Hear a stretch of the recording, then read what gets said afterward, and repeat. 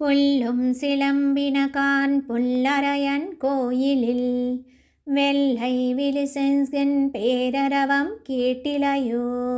பிள்ளாய் எழுந்திராய் பேய்முலை நஞ்சுண்டு கள்ளச்சகடம் களக்களியக்காலோச்சி வெள்ளத்தரவில் துயிலமர்ந்த வித்தினை உள்ளத்துக் கொண்டு முனிவர்களும் யோகிகளும் மெல்ல வெளிந்து அறியன்ற பேரரவம் உள்ளம் புகுந்து కులిరిందేలోరెంబావాయ్.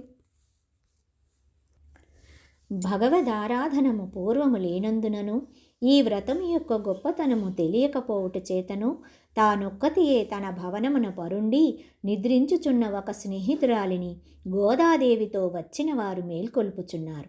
ఎట్లనగా ఆహారము సంపాదించుకొనుటకు పక్షులు గోళ్ళ నుండి లేచి ధ్వని చేయుచూ పోవుచున్నవి. ఆ పక్షులకు రాజైన గరుత్మంతుడు వాహనముగా గల భగవంతుని ఆలయములో శంఖము మధుర గంభీరముగా ధ్వని చేయుచు భక్తులను రండు రండని ఆహ్వానించుచున్నది. ఆ ధ్వని నీకు వినబడుటలేదా? ఓ పిల్లదానా, లెమ్ము, మేమెట్లు లేచితిమో తెలుసునా?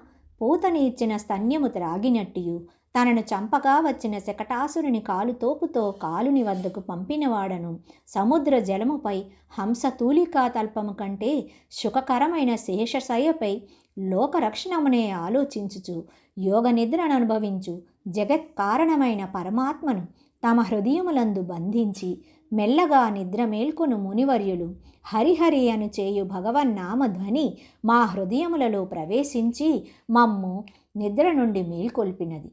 నీవు కూడా లేచిరమ్ము అని నిద్రపోవుచున్న ఆ కన్యకు గోదాదేవియు ఆమె చెలికత్తెలను మేల్కొల్పిరి.